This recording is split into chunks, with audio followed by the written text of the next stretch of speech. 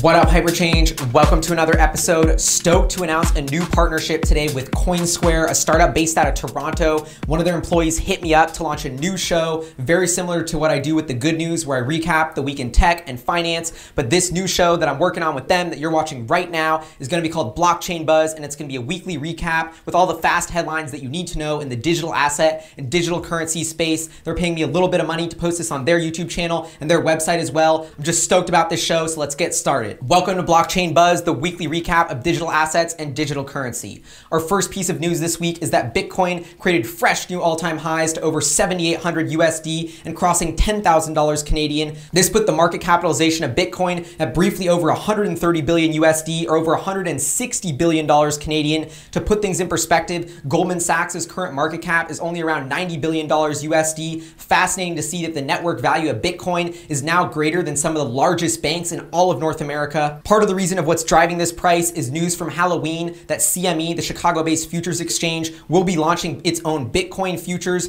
beginning trading in Q4 2017. That's right, this could happen in the next 2 months, pending regulatory approval. This is a massive step towards institutionalizing Bitcoin, allowing more mature investors and different funds to access futures and trade the digital currency. On a broader level, this is a sign that the greater Wall Street community is one step closer towards recognizing digital currencies as a real new asset class. Really exciting to watch Bitcoin grow up like this. In other big Bitcoin news this week, Segwit2, the hard fork that was proposed for November 16th, has been scrapped, suspended. That's right, it was causing too much divisiveness in the Bitcoin community, so they decided to suspend it for now. What was going on here is that certain members of the Bitcoin community wanted to fork Bitcoin and increase the block size from 1 megabyte to 2 megabytes to increase the scalability and decrease transaction costs long term. I'm sure we haven't seen the end of this debate, but it's great to note that the Bitcoin community wanted to hold together and keep everything positive, and that's why they're currently suspending the hard fork for Segwit2. The news that the fork is not happening may be also part of the reason why Bitcoin hit new highs this week, although it is important to note that Bitcoin has pulled back slightly, about 5 or 10% as I'm recording this episode. In Ethereum news, a London-based startup called Parity Technologies, maker of the Parity wallet,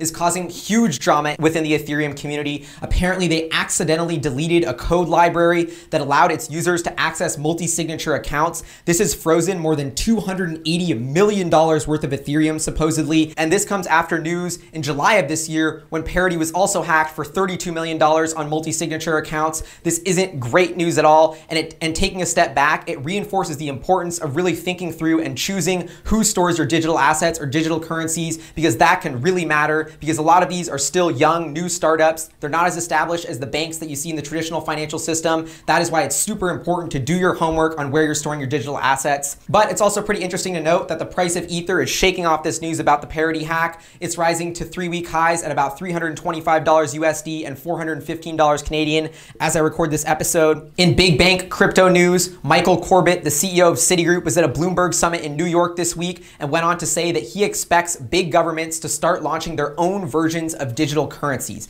This is fascinating because Citigroup is actually working on their own version of a digital currency called Citicoin, which they are planning to use to reduce friction among cross-border transactions. Sounds like a lot of what the early use cases for Bitcoin were with remittances. They're developing their own technology to compete in that market as well. Additionally, his news about governments launching their own version of digital currencies comes only a couple weeks after we got reports out of Russia that they are trying to launch something called the crypto ruble, which is a blockchain version of their own fiat currency. So really fascinating to see big banks and big governments getting involved in this digital asset and digital currency space.